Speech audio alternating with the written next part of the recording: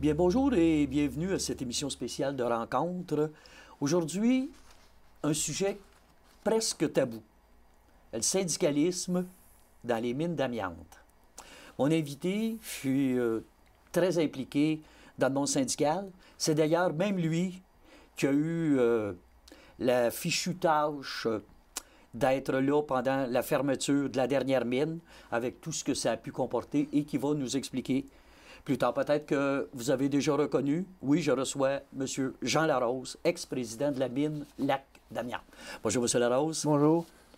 M. Larose, avant qu'on entre véritablement dans le vif du sujet, j'aimerais ça un petit peu qu'on parle de vous. Parce que, bon, on vient pas au monde président syndical. Non. Donc, c'est quoi votre parcours? Est-ce que vous êtes né dans une famille de militants? Comment ça s'est articulé, tout ça, qui vous a amené ensuite à prendre la défense des travailleurs? Non, je ne suis pas né dans une famille de militants. J'ai commencé à travailler dans les mines, j'avais 23 ans. OK. En 1975-16. Mm-hmm. Et puis, j'ai toujours aimé défendre les travailleurs, même si je n'étais pas encore syndiqué. Et même si je n'étais pas encore dans le milieu syndical. Oui. J'ai toujours aimé défendre les travailleurs. Et puis en 88, lors d'une grève, j'ai décidé de m'impliquer. OK. Et c'est là que j'ai commencé mon... Oui, la fameuse grève, grève de 88. Oui, c'est ça. D'ailleurs, qu'on va évidemment parler plus à fond. Oui. C'est ça. Donc, est-ce que la mine, ça a été votre premier emploi ou... Non, j'avais travaillé aussi dans l'industrie des motoneiges, Snowjet. OK, oui. Dans les bureaux. OK. Et puis après ça, j'avais travaillé aussi pour Lynn McLeod Métallurgie. C'était une métallurgie. J'ai travaillé là aussi. Ouais. Mais pas longtemps, un an, à peu près chaque. OK. Mais j'ai commencé à la mine Lac d'Amiante. En 88, comme j'ai dit. OK. Les conditions de travail à l'époque, c'était comment? Les conditions de travail, bien, c'était plutôt poussiéreux. C'était poussiéreux. OK. Mais la grève de 75 a fait en sorte qu'on a beaucoup amélioré les conditions.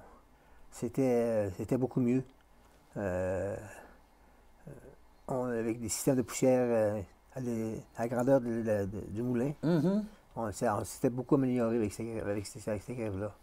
C'était juste avant la nationalisation, puis ensuite que c'est revenu. Oui, c'est ça. Tout ça, là. Oui. Fait avant 75, c'était... En 75, c'était plutôt Saint-Salubre. C'est Saint-Salubre. OK. Oui. Donc, est-ce qu'on peut dire que c'est la présence du monde syndical qui a permis qu'il y ait des conditions justement de salubrité pour le secteur des mines? Oui. C'est grâce aux syndicats qui sont impliqués fortement. Puis ils ont poussé un peu l'employeur à se prémunir contre la poussière. OK. Oui. Puis, ce même monde, le monde minier, le monde syndical dans les mines, bon, si on pense, mettons, à 49, entre autres, la fameuse grève de 49, Maurice Duplessis, tout ça, qui a marqué les esprits et qui, maintenant, évidemment, fait partie des tristes pans de notre histoire. Est-ce qu'on peut dire que le monde syndical du secteur minier a permis à l'ensemble des travailleurs du Québec de bénéficier de conditions de vie plus agréables? Oui. Est-ce qu'on peut aller jusque-là? Oui, on peut aller jusque-là. C'était vraiment... les syndicats étaient très forts aussi à ce moment-là. Il y avait des voix fortes. Mm-hmm. On a connu, même si ce n'était pas les métallos comme chez nous, oui. On a connu des voix comme Michel Chartrand, et CSN. La CSN, oui. C'était... Il y avait Jean Marchand aussi, qui est devenu ministre après. C'est ça. La période... Oui, c'était... période Trudeau.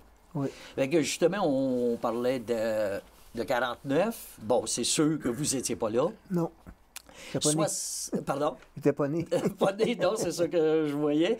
75, vous rentriez. J'y arrivais. Vous arriviez. Et, bon, Comment ça a été en 75, cette grève-là? Parce que là aussi, ça a été quand même assez dur, je crois. Oui, je ne l'ai pas vécu au complet, cette Non? grève-là. OK. Mais j'étais arrivé, moi, et c'était un combat. C'était une grosse grève, ça. Les travailleurs ils voulaient justement améliorer les conditions de travail. Oui. C'était vraiment... C'était dur. Les conditions étaient dures. Puis, mais avec la collaboration de la FTQ et des métallos, on a pu passer à travers de cette grève-là qui était longue et difficile. Et 88, là, 88, vous étiez carrément dedans. Vous étiez dans le syndicat. Dans l'exécutif du syndicat ou... Oui, c'est ça. Celle-là, comment ça a été? Parce que je pense qu'elle était moins dure que 75. Oui, elle a duré simplement 3 mois à peu près. Quand même 3 mois. Oui. Ouais. Mais ça rien avec l'aide aussi des métallos. Ça a été une grève il a fait chaud cet été-là. On était dehors 3 mois. C'est une grève qui a bien été. C'était quoi les enjeux? Les salaires. OK. C'est les salaires. On est sorti de là avec des bons avantages. Mais c'est toujours les salaires là, qui s'accrochaient. Mais on a sorti gagnant. Oui, parce qu'après 88, et ça aussi, tantôt, c'est que on l'a abordé, tout cet aspect-là syndical qui, bon, des fois est aujourd'hui critiqué et tout ça, a quand même fait en sorte que Thetford est devenu un endroit riche avec parmi les meilleurs salaires, je crois, au Canada. Oui, les salaires étaient très bien. Ça l'a beaucoup aidé là, à l'économie de la région. Oui. C'était un rouage important. Faut dire que les mines étaient des bons salaires. C'était parmi les meilleurs. Puis comme tu dis, au Canada, comme vous dites, comme au Canada, il faut pas se cacher. C'est vraiment des salaires, des bons salaires. Comment vous voyez ça, vous, personnellement, M. Larose, lorsqu'on dit que les syndicats, ça n'a plus sa place aujourd'hui? Ah, absolument, ça a sa place. Le syndicat est là pour défendre les travailleurs. Et puis, si les syndicats n'avaient pas été là, les mines auraient fermé beaucoup avant. Parce on était là toujours pour même défendre les mines, même les employeurs. On était là pour aider à parler. Parce que l'employeur n'était pas porté à se défendre.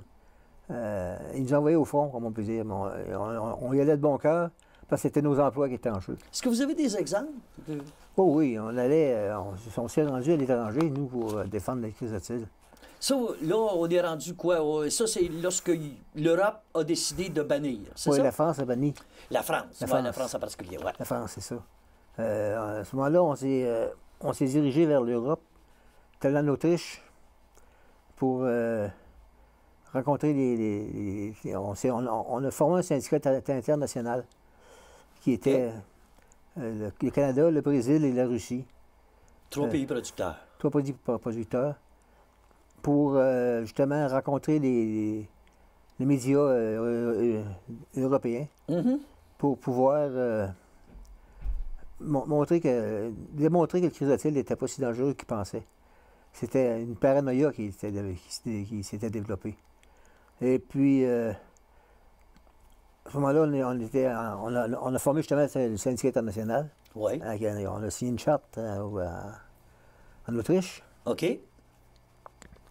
Et puis, moi, j'avais pris la parole à ce moment-là pour dire que le départ, que ça a commencé à jouer dur, c'est quand la France avait banni l'amiante. Puis il y avait des journalistes dans l'assistance qui n'avaient pas aimé votre intervention. Mon intervention. Fait que là, ils m'ont posé des questions. OK. Ils sont venus là-dessus. Mais j'ai dit, c'est quand même ça, vous n'êtes pas content, je comprends. C'est pas nécessairement, c'est pas directement sur vous, c'est votre gouvernement qui a fait ça. Il a banni l'amiante. Il ne voulait plus en prendre.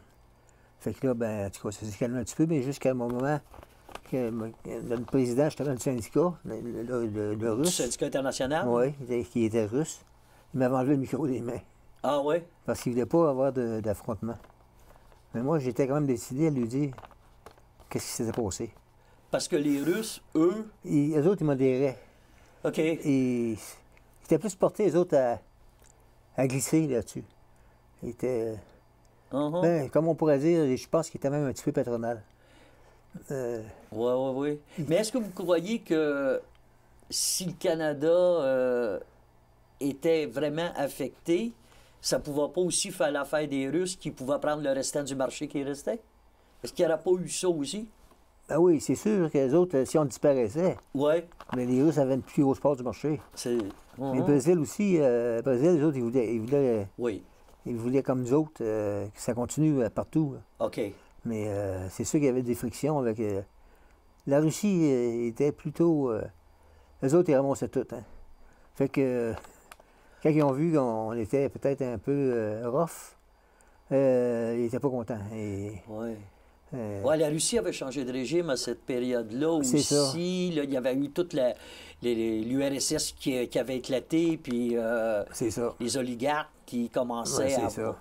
Ouais, fait qu'à ce moment-là, ben, on peut dire qu'on était, nous autres, au Canada, avec le Brésil. OK. Puis il y avait la Russie qui était là, mais qui essayait de l'idée, c'est pas le vrai terme, mais de mener le syndicat. Oui. Mais on sait très bien que notre disparition au Canada faisait leurs affaires. OK. Parce qu'ils pouvaient prendre le contrôle. Ils pouvaient prendre le marché qu'on avait. Et cet intersyndical-là, ça vous a emmené dans combien de pays pour essayer de convaincre? Bien, on a commencé, on était allé en Autriche. OK. Il y a eu la Russie. La Russie, mais c'était ordinaire. C'était... Oui, il était déjà quand même, comme vous venez de dire, là, oui. Ouais. Et puis, aux Émirats arabes unis. OK. On est allé là aussi, à Dubaï. OK. Pourquoi les Émirats? Les Émirats, ben, c'est un gros producteur. C'est un gros... T'es un gros acheteur? Un gros acheteur. OK. Oui. Il est riche. Oui, Très évidemment. riche, puis il y a des gros édifices. Il est toujours en construction. Il y a beaucoup de construction là-bas. Ouais. Et puis, c'est un gros acheteur. OK. Et puis, là, les pétrons étaient là aussi. Les pétrons Ah, d'accord. de nos mines ici. Simon Dupéré. Oui. Il y avait aussi, en tout cas, de tous les pays, pas mal, là. Et puis là, il y a eu pas mal d'interventions. Clément Godbout avec nous autres. OK. Du mouvement pro-amiante, pro-chrysotile. C'est ça. Il y avait aussi M. Lesbestos, là. Il y avait un représentant d'Asbestos aussi. Oui, OK. Fait qu'on est allé aussi le défendre là. Et ça, c'était les syndicats qui payaient, qui défrayaient? On avait beaucoup d'aide de le patron avec quelque chose à mettre là-dedans? Le patron mettait. Oui, OK. Le patron mettait parce qu'on le défendait. Parce que vous le défendiez? C'est ça, on le défendait, son amiante, là. Ben oui. Son chrysotile, comme il disait. Oui. Puis, l'Institut en mettait aussi. OK. L'Institut de l'amiante. Oui. C'est ça? L'Institut du chrysotile. L'Institut du chrysotile, pardon. C'est ça, oui. Ben, au début, c'était l'Institut de l'amiante. Ça tombait. OK. Parce que c'est vrai qu'il cachait beaucoup le nom. Hein. Oui. À un moment donné, l'amiante, c'était devenu chrysotile. Mm-hmm. Et puis... Il fait la distinction entre la distinction entre les deux. Oui. C'était... Et finalement, bon, malgré tout ça, ça a fermé. C'est ça. Parce qu'à un moment donné, il y a eu le bannissement ici même au Canada. Oui. De toute forme d'amiante chrysotile. Mm-hmm. Ça s'est fait sous le règne de Pauline Marois. OK. Qui a décidé de bannir complètement l'amiante. D'accord. Fait que, on a été obligé d'abdiquer à bout de souffle. On n'était plus capable de bouger, là. On était paralysés. Malgré toutes les promesses qu'il y avait eu lieu, j'avais rencontré la ministre, Mme Maltais. Oui. Puis elle avait promis qu'elle défendrait, puis que tout ça irait, puis ça irait bien. Mais malgré tout, Mme Marois est arrivée, elle a banni l'amiante. Est-ce que vous vous êtes senti trahi, abandonné? Oui. Il aurait pu faire d'autres choses que ça. Il aurait pu nous défendre encore. Nous permettre de continuer à se battre toujours. OK. Mais le bannissement était officiel, puis On ne pouvait plus bouger, là. C'était la finale. Fait que il y a eu la fermeture graduelle. Oui. Ils nous ont gardé pareil pour dans les mines pour travailler, pour finir ce qui avait commencé, là. Et puis peinturer. C'était une De mort lente. l'occupationnel. Hein? De l'occupationnel. Oh, oui, c'est occupationnel, c'est ça. De la peinture, puis Mais un point qu'on avait, que je n'ai pas mentionné entre ça, avant qu'on aille vraiment à la fermeture totale, il y a eu, on parlait des grèves et tout ça, mais il y a eu un lockout, je crois, Oui. en 2002. 2002. Oui, OK. il y a eu un lockout. Ça, qu'est-ce qui est arrivé? C'est pourquoi? Parce que, comme vous dites, OK, vous ouais. défendiez en même temps l'amiante, les patrons Ouais, et ben tout là, ce ça. qui est arrivé, c'est que la compagnie a décidé qu'il nous coupait au salaire de 10 OK. Nous, on a décidé que c'était non. Mhm. On ne voulait pas perdre nos acquis. Fait que en Assemblée générale, on a voté pour un vote de grève au moment opportun. Oui. L'employeur a décidé tout de suite. Que c'était là. Ils ont fermé barrière, puis on dit c'est pas de contrat, pas de travail. OK. Fait qu'ils ont fermé ça. Fait que là, ben, on s'est rencontrés quelques fois. Puis là, à un moment donné, il s'est passé plus rien. Il ne voulait plus nous rencontrer, il ne voulait plus rien faire. Oui. Mais à un moment donné, on est revenu, OK. puis on s'est rencontrés. Ça a été long parce que ça a duré 8 mois, ça, cette lockout-là. Moi, j'ai été chercher des coupures de journaux où on vous cite et tout Ouais. ça, que... Ouais, mais ce qui arrivait, c'est qu'il disait que c'était nécessaire le 10 Puis finalement, à bout de souffle, eux autres, ils voulaient partir absolument. Oui. Fait que on a eu des gains. Des gains même sur le salaire. OK. On a eu des coupures de 10 on a eu des petits gains, là, mais Ah oui. oui. M. Dupéry, dans ça là, il était très malade. Oui. Mais c'est lui quand même qui menait les négos de son OK. lit. Oh, OK. Oui. Ah oui, les négociations de son lit. Oui, M. Boutette, il était le vice-président. D'accord. Il allait voir M. Dupéry à son lit, chez lui. Puis il ramenait qu'est-ce que M. Dupéry décidait. Ah oui. Puis M. Dupéry a décidé qu'il en donnait un peu, là. Mais il était bien choqué pour nous autres parce que nous autres, on donnait les métallos. On donnait 300 $ par semaine au gars. Puis il dit, comment vous voulez qu'on règle ça si vous payez les gars? Mais c'était des fonds de grève, ça. C'était amassé, ça. Oh, oui. On donnait 300 $. Et puis si le gars voulait en faire plus, on en donnait plus. OK. Plus d'heures de piquetage, on en donnait plus. Puis à la fin, quand ça a été réglé, on a donné 2 semaines de plus au gars en piquetage. Fait que là, il était furieux, M. Dupéry. Mais il dit, comment vous voulez qu'on règle ça si vous les payez? Mais on les payait. Tu trouvais qu'il n'était pas à armes égales. C'était pas à armes égales, vous les payez, puis c'est sûr qu'ils ne voulaient pas rentrer. OK. Mais c'était pas grave, c'était ça pareil, c'était prévu ce qu'on OK. donnait. Et on a bien géré l'argent parce qu'on a retourné de l'argent au métallo, fond, oui. au fond de grève. OK. Mais est-ce qu'il n'y avait pas un risque pareil? Parce que déjà, en 2002, on en parlait du bannissement et tout ça, là.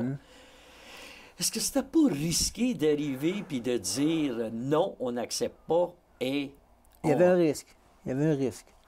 Mais on a pris des risques. OK. Parce qu'on savait qu'il y avait encore du marché. Puis on savait qu'il y avait beaucoup de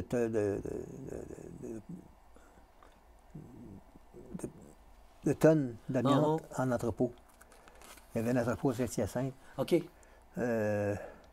On avait nos informateurs. Oui. Puis on savait qu'il y avait beaucoup de tonnes, puis ils espéraient les livrer au plus vite. Mais il y avait beaucoup de difficultés à les sortir parce que les gars barraient les entrées, les sorties, les entrées. OK. Fait qu'on savait quand même qu'il y avait encore du marché en masse. Fait qu'on a pris des risques, puis on a gagné les risques. Mais malgré tout, quelques années plus tard... Oui, c'est ça. Finalement, on avait la fermeture annoncée Oui. pour le 11 novembre Oui, c'est ça. 2011. 11. Ah oui, ben oui. Que c'était fini. OK. Et puis, c'était vraiment la date où tout le monde était avisé qui sortait. C'est quoi quels ont été les impacts de ça? Autant social, humain, Oui, c'est ça. vous les avez vécu, là. Oui, c'était... moi, j'ai vécu... les personnes appelaient. Pensaient que ça va rouvrir. Il y avait de l'espoir encore? Les personnes, oui. Ah, joy! Il fallait lui faire comprendre que c'était fini, là. Même durant le lockout aussi. Penses-tu que ça va se régler? J'avais pas de boule de cristal. Hein. Ouais. Découragez-vous pas. Dans le bon espoir que ça va se régler. Comme dans la fermeture. J'ai eu des suicides aussi. OK. Ah oui? Oui. Puis les personnes se décourageaient. Mais quand c'était annoncé pour la fermeture, on savait que c'était définitif. OK. Parce que dans le fond, il y avait le bannissement aussi qui avait été donné. Oui, évidemment. Fait que les femmes, des gars, des fois appelaient. Non, mais penses-tu que ça va rouvrir? Penses-tu qu'il y a une possibilité que ça rouvre? Moi, je lui disais, s'il vous plaît, mettez-moi pas au pied du mur. Je peux juste vous dire que je pense pas. J'encourage, par exemple, à regarder ailleurs. C'est difficile à répondre, hein? Oui. Quand tu sais que ça ne rouvre pas, tu peux pas lui dire que ça va rouvrir. Des faux espoirs. Oui, c'est pas Il mieux. faut que tu sois un peu psychologue quand tu lui parles. OK. Fait que c'était ça. Puis les impacts économiques, ben, c'est la région qui l'a encaissé. Oui. C'était Au début, oui. quasiment 500 hommes, plus les 200-300 de la Belle, qui se retrouvaient du chômage. Oui. À part ceux qui s'en trouvaient d'ouvrage ailleurs. Mais Oui, c'est ça. tu avais quand même beaucoup de chômeurs. C'est sûr. Puis en plus de ça, nous autres, on a perdu à la Mine-Lac. Oui. Il a fait faillite, Simon Dubéré. OK. On a perdu nos fonds de pension, 25 coupés. Ah. C'est beaucoup d'argent, ça. Oui. Oui. Oui. C'est- Fait que on a été perdants pas mal à ce niveau-là. Mais il faut dire que c'est surtout le côté humain, je pense, qui a été difficile. Le côté humain, c'était... il y a beaucoup de monde qui ont beaucoup de difficultés pour passer à travers. Est-ce que ça a valu la peine de, sachant que, bon, éventuellement, ce serait fini, de continuer à essayer de se battre? Est-ce que ça valait la peine vraiment aujourd'hui avec le recul? Oui. Oui, ça fait la peine quand même. Parce que... Vous savez, dans un syndicat, là, c'est la bataille. Hein? Oui. Continuellement la bataille. On se réunissait en réunion annuelle avec la FTQ ou avec les métallos. C'est toujours regarder par en avant. On ne regarde pas en arrière. On regarde en avant pour préserver nos emplois. Moi, j'ai eu à me défendre souvent à l'Assemblée générale contre les syndicats d'automobiles qui voulaient de notre mort. Ils voulaient notre mort. Oh, oui. On était entre syndiqués, la même appartenance. Oui, ben oui, le même Et chapeau. puis, à un moment donné, j'arrivais et je disais, il faut quand même qu'on se tienne entre syndiqués. Mais les autres, ils ne voyaient pas ça de cette façon-là. Ils disaient il fallait absolument... Nous autres, il y avait des résolutions pour qu'on disparaisse. Fait que ça devient difficile, là. Syndicats qui sont des mines, là. C'est ça qui voulaient... Les syndicats d'automobiles. OK. Ils voulaient que nous autres, on votre disparaisse de disparition. l'amiante. OK. Oui, ouais, les syndicats qui œuvraient dans l'amiante. C'est ça. Eux autres avaient baissé les bras. Eux autres, ils disaient que c'était dangereux, l'amiante. Plus Ils rien à disaient faire. qu'ils mettaient ça dans les freins, puis dans toutes sortes de choses. C'est pas oui, parce que c'est pour les freins automobiles, évidemment. Fait que moi, il me fallait que je me batte dans ça, là. Pardon. Fait que je me batte avec eux autres. Oui. Qui ont la même allégeance que nous autres. Hein? Fait que c'était pas un cadeau, là. C'était rendu que je battais contre notre syndicat. Fait qu'entre syndiqués... Fait qu'à un moment donné, il y avait un vote à prendre. Moi, j'ai dit, au moins, retirez-vous. Laissez nous autres, avec tout le reste des syndicats de l'Amérique du Nord, voter sans votre présence. Il s'était retiré. Fait que j'avais réussi à poser une résolution qui était le non-bannissement de l'amiante. OK. Mais il fallait se battre. Puis continuellement. Puis aujourd'hui, quand vous voyez les travaux qui se font et les gens avec les scaphandres et tout ça, comment vous réagissez? Je trouve ça comique. Je trouve ça comique parce qu'on les regarde, ils passent des scaphandres, de la tête aux pieds, avec des respirateurs. Et puis, sur l'heure du lunch, ils s'assoient à côté presque à 15 pieds du trou qui travaillait. Ils enlèvent le scaphandre, puis ils mangent. Qu'est-ce que différence qu'il y a? 5 minutes avant. 5 minutes avant, ils travaillent dans le trou avec les scaphandres. Ils sortent, puis ils s'assoient à côté, en rond, là, puis ils mangent. Pas de scaphandre. C'est une farce. C'est une farce, une vraie farce. Ça, c'est la paranoïa. C'est sûr que j'ai rien contre le fait qu'ils emportent, mais je trouve qu'ils sont comiques. Je trouve que ça va loin un peu. On a travaillé dans les mines, nous autres. Ouais. J'ai travaillé 35 ans. 35 ans. Effectivement. Puis j'ai pas porté vraiment de scaphandre. J'ai jamais porté de scaphandre. Là. Bien, M. Larose, je pense qu'on pourrait encore en discuter pendant une autre demi-heure. Notre temps vient de s'écouler. Je vous remercie beaucoup de votre collaboration. Ça m'a fait plaisir. Je vous remercie aussi d'avoir été présent pour ce spécial rencontre Mines Syndicat Mines d'Amiac.